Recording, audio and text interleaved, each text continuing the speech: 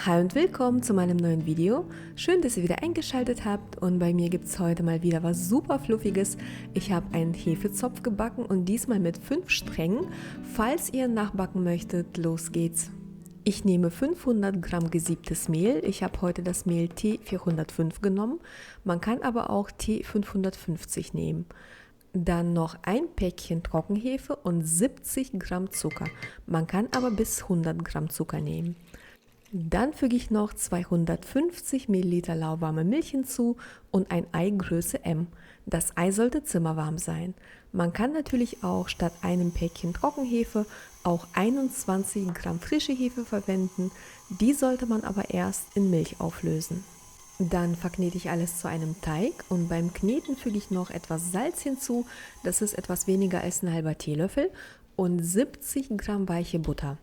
Falls ihr diesen Zopf mit Rosinen backen möchtet, das geht natürlich auch, könnt ihr einfach 100 Gramm Rosinen unter den Teig kneten, aber auch ganz zum Schluss. Mein Teig ist super weich und klebt überhaupt nicht. Ich forme ihn zu einer Kugel und lasse ihn dann zugedeckt 2 Stunden gehen. Nach der Gehzeit teile ich ihn in 5 Teile.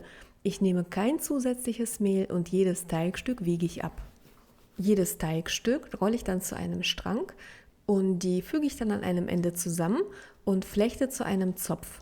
Die Flechttechnik ist im Video ganz gut zu sehen. Den Zopf gebe ich dann auf ein Backblech und das Backblech habe ich mit Backpapier ausgelegt. Dann decke ich den Zopf ab und lasse ihn nochmal 30 Minuten gehen. Nach der Gehzeit hat sich sein Volumen etwa verdoppelt und deshalb sollte man einen Hefezopf nicht zu fest flechten.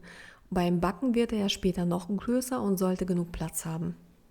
Für einen schönen Glanz nehme ich ein Eigelb und 2 Esslöffel Milch und mit dieser Mischung pinsel ich meinen Zopf ein.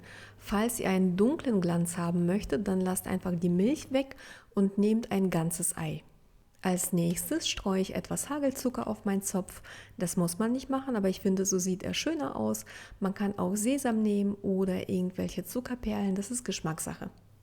Der Hefezopf wird im vorgeheizten Backofen bei 180 Grad Ober- und Unterhitze oder bei 160 Grad Umluft etwa eine halbe Stunde gebacken, plus minus 5 Minuten je nach Ofen. Mein Zopf habe ich mit Umluft gebacken und er war genau eine halbe Stunde im Ofen. Er ist total fluffig und locker geworden. Ich hoffe, das könnt ihr im Video gut erkennen. Lecker ist er auch noch und das erste Stückchen ist natürlich für euch. Danke fürs Einschalten, viel Spaß beim Nachbacken und bis zum nächsten Mal. Tschüss, ihr Lieben!